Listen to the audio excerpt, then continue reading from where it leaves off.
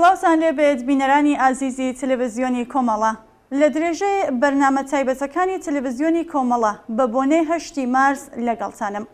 لە بەرنامەی ئەمڕۆماندا میوانداری بەڕێز شارام کەمانگەر پارێزەر و هەڵسوڕاوی سیاسی دەبین. لەگەڵمانن بۆ بینینی ئەم وتوێژە. هاوڕێ شارام سڵاوت لێبێت، زۆر سپاسکە بەشدارن لەم بەرنامە. زۆر سپاس. هاوڕێ شارام با پرسیارەکانمان دەست پێ بکەنی و بۆ پرسیارش کە 8 مارس ڕۆژی جیهانی ژن نزیکە. بەڕای بەڕێستان گرنگی و کاریگەری ئەم ڕۆژە بە درێژایی مێژووی هاتنە ئارەی چۆن بووە لەسەر بزووسنەوەی ژنان و خودی ژنان بەگشتی؟ پێش لە هەر شتێک من خۆشحاڵە بووم کە پارێزەری ژن بووەتێ لەناو بەرنامەکە. بەڕاست ڕەنگە یعنی بێگومان باشتر توانی شۆڕێم باسە بکە. من پیرۆزباییەژم، وەکو بزوتنەوەی ژنان ئەکرێت ئاماژەکەین بەوەی کە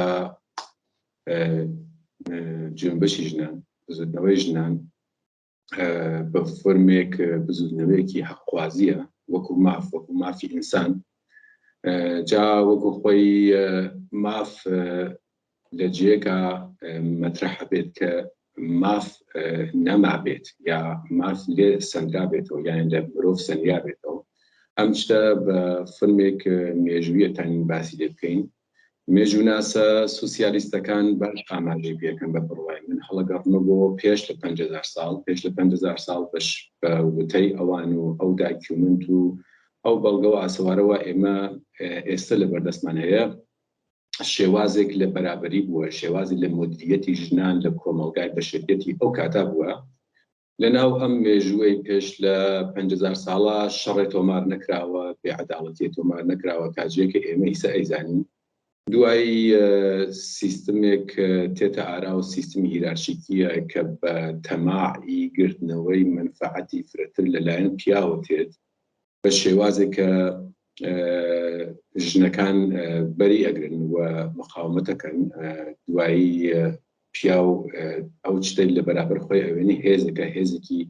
مقاومەتگەرە، هێزەکە کە لە بەرابەر ئەو بەرابەری خوازیە و تێت ئەوێستێتەوە. و ئەم شێوازە کە ئەچێتە پێشە و ئەو ذهنیەتی پیاو سالارە بیر لە سندنەوەی بڕێ مافەکاتەوە داگیرکردن و زەڵکردنی بە نەفعی خۆی. ئەوەسە کە سیستمە هیرارشیک، سیستمە تەبەقاتی بە فۆرمێک چوارچێوەیەک دروست ئەبێ لەلایەن پیاوە و ئەو مافانە لە ژن ئەسێنێتەوە. مافێکە ژن وەکو مدیر، وەکو دابەشکەری منفعەت لەناو کۆمەلگا سەهمی بەرابەری، سیستمی بەرابەری دائەمەرزێنێەوە لەناو کۆمەلگا ئەیواتەڕێەوە و مدیریەتی ئەو کۆمەلگاکە بە شێوازێکی ئەو کاتە. ئەگەر ئێمە بچین بیر لەو شتە بکەینەوە خوێندنەوەیەکمان لێبێ تێگەین کە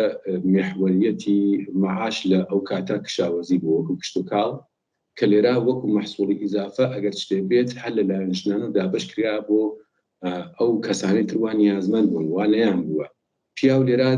بیر لەو شتە ئەکاتەوە کە ئەم مەحسوڵ ئیزافیە بە فۆرمێک مبادلەیکە، تجارەت پێشتێ دەی ئەم شتە هەر مقاومەت لەلایەن ژنانەوە ئەبێت و پیاوان بە فۆرمێکی کەسبی منفعەت و سوودی فرەتر تێن لەسەری بیرەکەنەوە کە چۆن سیستمێکی بۆ دامەرزێنەوە دە ژنان دەریبێرن. چوارچێوەیەک هیرارشیکەر ئەو جۆرە کە ئاماژەم کرد وەک ساختارێکی حکوومەتی دروست ئەبێت و شتێ دروست ئەوێ بەناو خوددا، شتێ دروست ئەوێ بەناو کەسێکە ئەتوانێت قانون دابین کە بێ ئەمەکی ئیرادێکی لێ بگریە و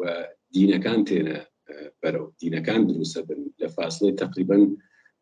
2000 ساڵ دوای ئەو شتێککە من ئاماژەم دەکرد بە پێی ئەو شتێک کە مێژووناسان دانیان پێدا و سابتیان کرد تا ئێستا. و لە ناو دینەکانیچە دین ئیتر خوددا نێرە، خوددا پیاوە، ژن نییە و هەموو شتێکی دژ بە ژنە، هەموو قانونێکی دژ بە ژنە و ژن لێرە ئیتر لە مرۆڤێکی بەرابەر ئاستی تێتە خوارەوە، ئەوێتە کەرەستەوە ئەبزارێ، ئەوێ بە کالا، یانە بە فۆرمێک ئیتر مافی نامێنێت. ئەم شتە تێ تا قەرنی 20 بە شێوازەی جۆراجۆر لەناو شارستانیەت و تەمەدونێکی جۆراجۆرە بە زیهنیەت و چوارچێوەی سەرکوبگەرانەی دینیەوە تا لە قەرنی 20 لەو سەرەتای قەرنی 20 ئەم فرم زیهنیەتی مەقاومەتگەرانەی ژنان هەر ئەمێنێ چۆن بە دەلیل ئەوەی کە تێن سیستمێک وەک ئێحتراز وەکو داواکاری مافە سەرەتاییەکان داواکەن ئەوەڵ شتێکە ژنەکان لە ئەو یەکمین ساڵێلی قەرنی 20 لە سەدەی 20 داوایەکەن باسی مافی دەنگدانە مافی دەنگدان لە نیوزیلەندا بە بڕوای من وەک ئەتانی وەک ئەوەڵین بزوتنەوەی ژنان ناوی بووین دوایی لە بزوتنەوە کرێکاریەکان ئوروپا و ئامریکا باسی مافی حەق زەحمەتی بەرابەر بە ئەنازەی ئەوەی کە پیا ئەیگرێ تێت و مەترحە بێت و دوایی وەکو ئەوەڵین بزوتنەوەی حەزب سوسیالیستی ئەمریکا لە 1909 زاینیە باسی ڕۆژێکەکە بە ناوی ڕۆژی ژن یا مەترحکردنی ڕۆژی ژن دوایی ساڵی دوای ئەوە لە 1910 نوێنەرێ لە ئاڵمان لە کنفرانسی نێونەتەوایەتی ژنانی سوسیالیستە پیشنیار ئەدەن کە ڕۆژێ بەناو ڕۆژی ژن بێت و وەکو بەڵگە وەکو یاسا ئەو شتێکە وەک ڕسمیەت سەبتەوێت لە 1970 زاینی لە شەوڕەویە ئەم شتە وەکو حەقەڕەی و وەکو ئەوەی کە ڕۆژێک ئیتر ڕسمیەت ئەگرێت کە ئەو ڕۆژیچە 8 مارسە و بەناو ژنان و ئەم شتە سەبتە بێت و تا ئیسێکی پێوە بێت پلە پلە ژنەکان توانیانە فرێ لە مافەکان خۆیان بگرن نەگشتی. بەڵێ کاک شارام بە شێوەی سروشتی سەرجەم ئینسانەکان بە ژن و بە پیاوەوە یەکسان خۆڵقاون و هاتوونەتە دنیاوە بەڵام ئێستا دەبینین بەشێکی کۆمەڵ لەلایەن بەشێکی دیکەوە وەک ڕەگەزی پلەدوو کوێلەی بەشەکەی دیکە مامەڵی لەگەڵ دەکرێت قانون و یاسا جۆرا و جۆرەکان چ دەورێکیان بووە لە داسەپاندنی ئەم بارودۆخە؟ ئێمە ئەگەر چاو لێ بکەین هەمیشە یاسا و قانون ئەبزار و کەرەستەیەکە کە بەشەر دروستی کردووە بۆ ئەوەی کە نەزمێ لە کۆمەڵگا دروست بێت یاسا یانە نەت کە کاتێک ناوی یاسا ئەوەین بەحسی نەزمەکەین ئەم نەزمە چۆن بێت تعریفی نەزم جۆرواجۆرە ئەگەر نەزمێ بێ کە زەهنیەتی پیاسالار تێدابینیەکە بێگومان هیچ مافێکی بۆ ژن نییە ئەگەریش مافی بۆ ژندا بێ مافێکە کە لە زەهنیەتی پیاوە وەگزەرێت لە زەهنی وە فیلتری زەهنیەتی پیاوە وەگزەرێت و ئەمە مافی ژن نییە یا قانونی یاسایەکە لە سیستمی لیبرالیستیە لە سیستمە سەرمایه‌داریە ڕەنگە لە کشوەرەی زۆر پێشکەوتووی هەر ببێت هەر ئەمەیە نەزمێکە کە ئەو ساختارە ئیدئۆلۆژیکە تێت چوارچێوەی بۆ دانێن جام چوارچێوە چه زەهنیەتێکی بێ ڕێک نەتیجەکەی چێرەوەسە ئێمە ئەگەر تماشا بکەین یاسا ئەتوانێت باش بێت ئەتوانێت باش نەبێت یاسایە باشە بە بڕوای من کە بێت عەداڵەتی جنسیەتی بەرقەرارکە عەداڵەتی جنسیەتی بە شێوازێکە کە ژنەکان بێن لە ناویە بەشدار بوون وە خۆیان بێن بە فەرموویەک سیستماتیک و مۆدرنەوە چوارچێوە و سازوکارە لێدا بمرسن کە بتوان لە ناو یاسا تەسیریان بێ وەک ئەوەی کە ئەو ڕێکخراوە مەدەنیانە وا لە تەواو دنیا لە وڵاتی پێشکەوتوەکانە تەنانەت لە کوردستانیجا لە ئەم 40-50 ساڵی ئاخرە و دامزراوە تەسیری بووە ئەم شتە ئەتانێت وەک تەسیری ڕێکخراوی بتانێت نوێنەرایەتی بکات بتانێت پارلەمان نوێنەری لە مەجلسا بێت لە پارلەمانە بێت نوێنەری لە تەواو شۆراکان و کۆمیتیەکانە بێت بە جۆرێکە زەهنیەتی ژنانە وەکو ژنێ ئازاد نەفەقەت بۆ فەرمێک فیزیکی ژن بوون وەکو زەهنیەتی ژنی ئازاد بێت پاس لە مافی ژنکە وەکو مرۆڤ وەکو عەداڵەتی جنسیەتی ئەوە بیناسێت و بزانێت لەکوێ هاتووە بەرەو کوێنەوە ئەچێت بە فەرمێک نەوێت کە فەقەت لە زاهر و قاپڵۆخێکا بێت بەڕاستی بە فەرمێک زاتەن ئەو مافانە بناسنەوە جامعە و کاتە یاسا ئەو کاتە ئەبێ کە ئیتر ئەو نەزمێکە کە ئەکرێت بێژین عەداڵەتی جنسیەتی لەنا بەرقەرارە. کاک شارام، باسی یاساکانی ئەمڕۆی مۆدرن بکەین. لە ڕوانگەی یاسای ئەمڕۆی مۆدرنەوە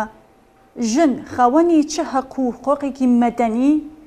سیاسی و کۆمەڵایەتیە تا ئێستاشی لەگەڵا بێت ژن بە شێوەیەکی بەرچاو مافەکانی پێشێل دەکرێت لە هەموو وڵاتەکانە؟ چاڵێ بکەن ئێمە ناتوانین یەک ئەنازە دابنین بۆ تەواو وڵاتانی دنیا لە تەواو ئەم وڵاتانە یەک جۆر مافیژن نەچۆزە پێشەوە یا یەک جۆر پێشێل ناکرێت. ئەتانین بە بڕوای من ئاوا چاوی لێ بکەین کە ئێمە لە وڵاتانی پێشکەوتووە کە زووتر توانیانە ئەو بزوتنەوە لە بکەفێتە ڕێژنەکان زووتر وشیار بوونەسەوە مافی ژنان گەیشتن بە فرێک لە مافەکانیان باشتر بووە. ئەگەر ئێمە مەسەڵەن وڵاتێ وەکو مەسەڵەن سوید یا ئاڵمان لەگەڵ کوردستانە مەسەڵەن ئێمە هەڵی سەنگێنین، لەگەڵ ئێرانی سیاسی هەڵی سەنگێنین، جغرافیای سیاسیەکی وەک ئێران یا ئەفغانستان یا ئێمە مەسەڵەن لە ڕۆژهەڵاتی ناوینە تورکیە لە نەزەرا بگرین کە تۆزە شاید باشتر بێت و بوارەوەوانتر کە جیاوازی زۆرە. جیاوازیەکە کە هێشتا ژنەکان لە ئەو وڵاتانە هاان لە مافە سەرەتاییەکان و کاتێکە لە وڵاتێک و ناو ئێرانە هێشتا خەتەنە نەوەسەر شتێکی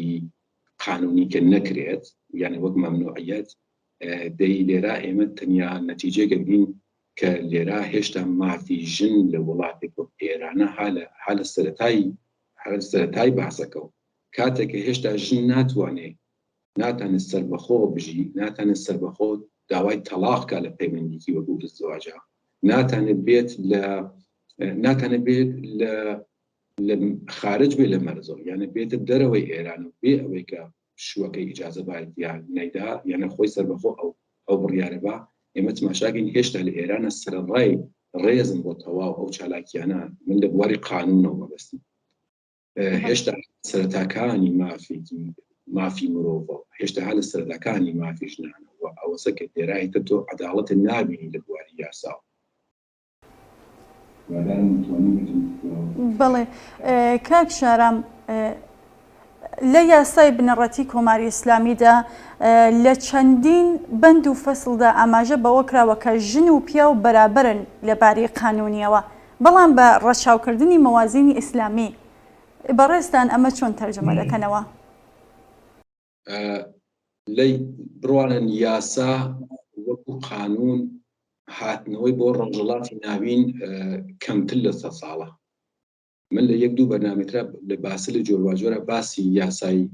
ئێستای ئێران کە جمهوری ئیسلامی حاکمە کردومە ڕەنگە تۆزە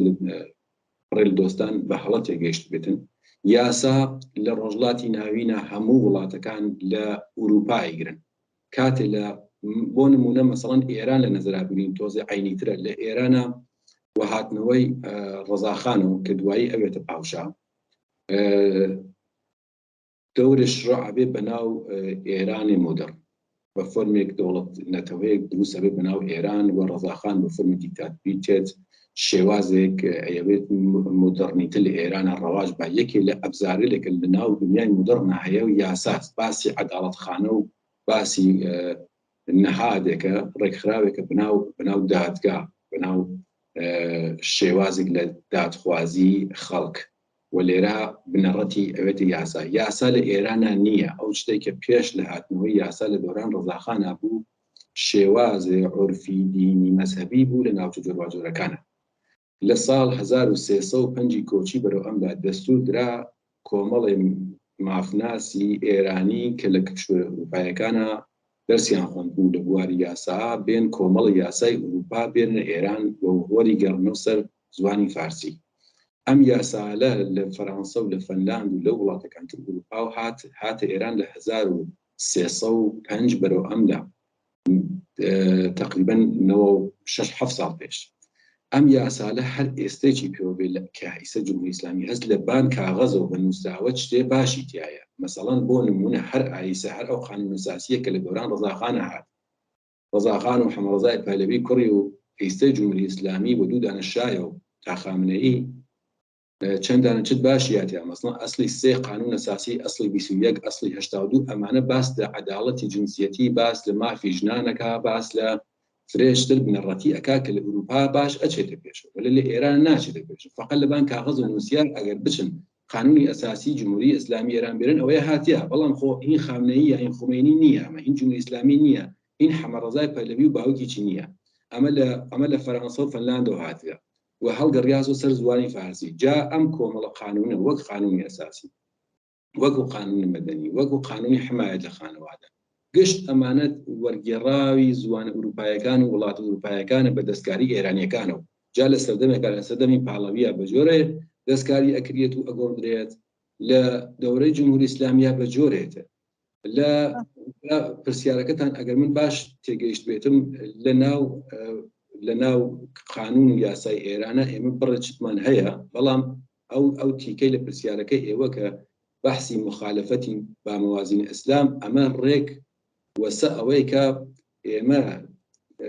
یعنی منزورم بەستم حکوومەتی ئێرانە چ ئەمەی ئێستای جمهوری ئیسلامی چ ئەوەی پاڵەوی تێت یاسای مدڕندا ئەنێ بە شێوازێکی مدڕنەوە کە بەڵێ بەرابەری جنسیەتی هەیە بەڵای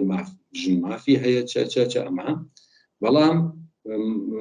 مخالف موازین ئیسلامی نەباشد لێرە شتێکدا ئەنێ وەک سوپاپی ئیتمینان کە ئەو حکوومەتەی دیکتاتۆریە بە شێوازی ئیسلامیەکەی بمێنێ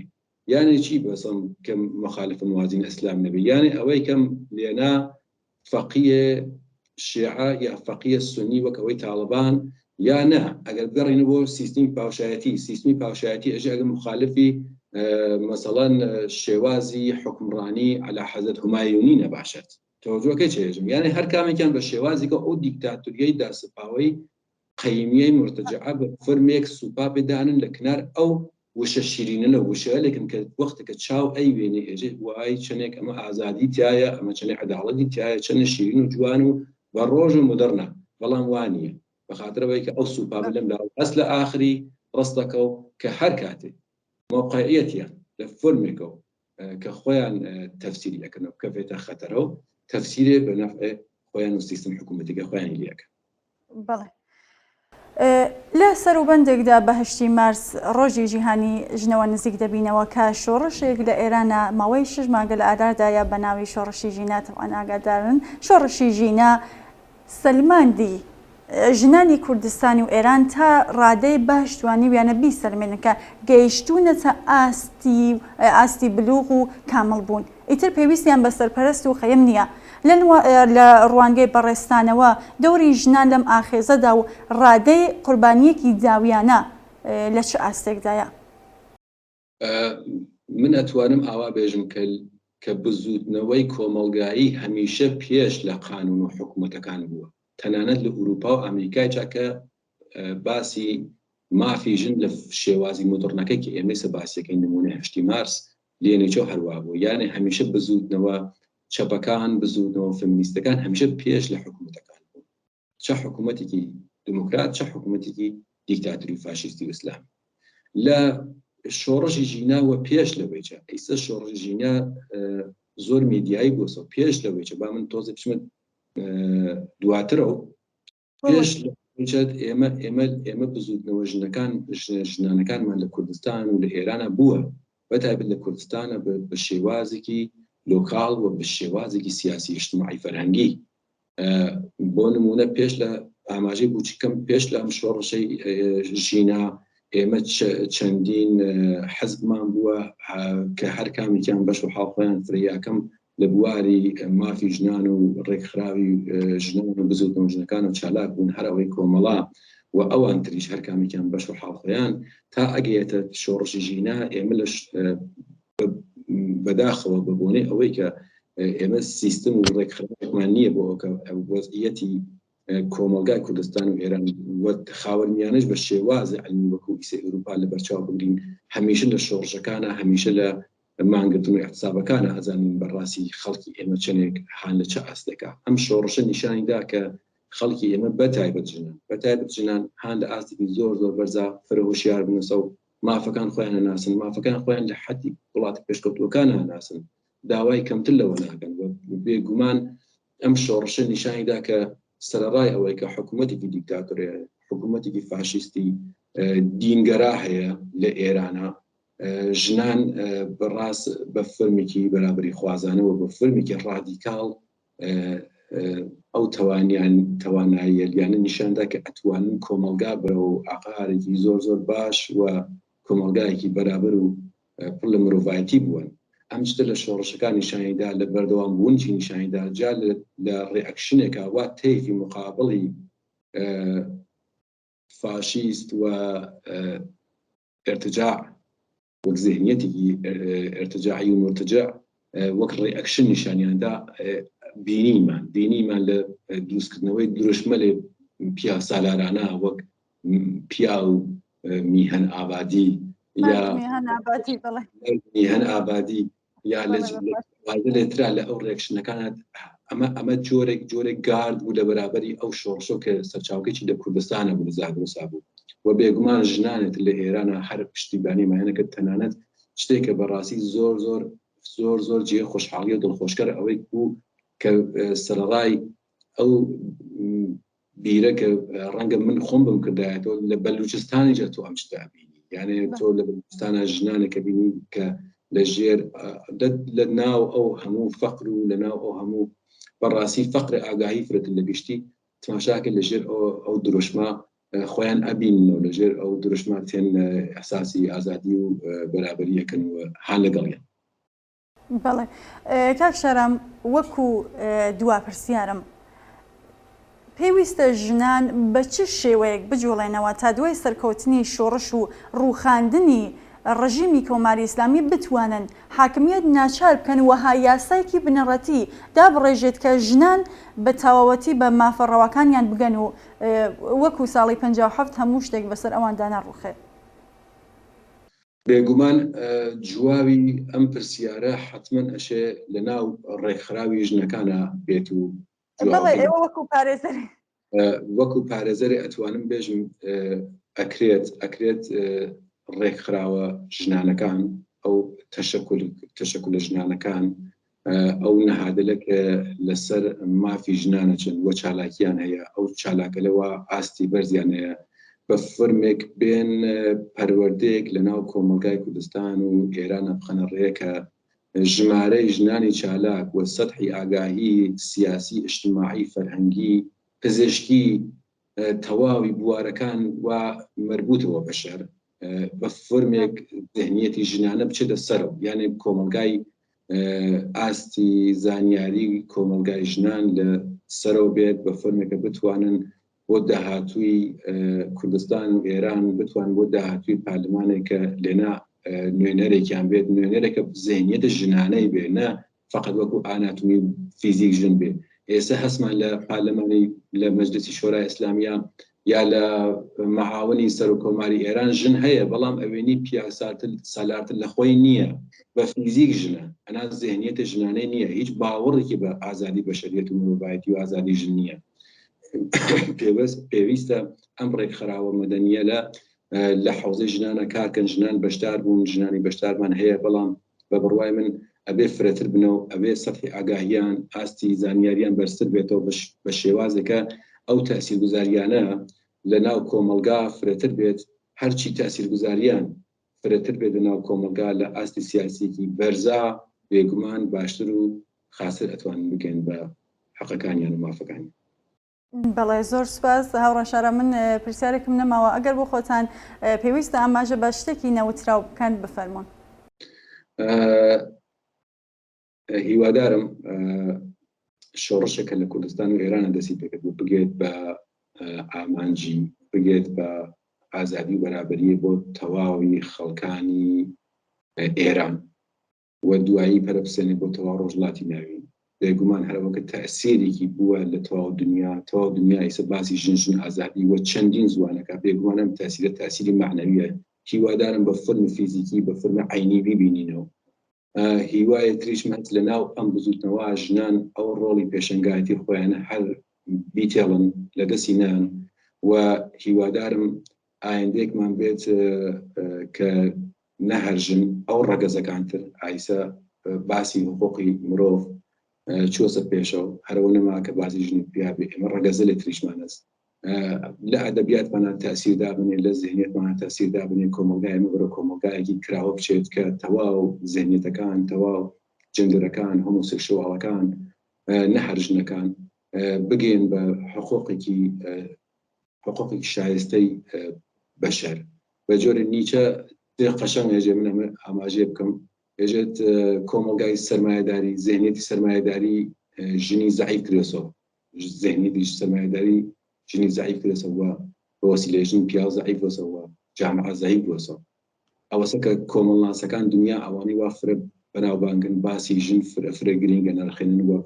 فرە مهم باسی لێ بکەن بەڕاستی فرە مهمە تا ژن نەگێتە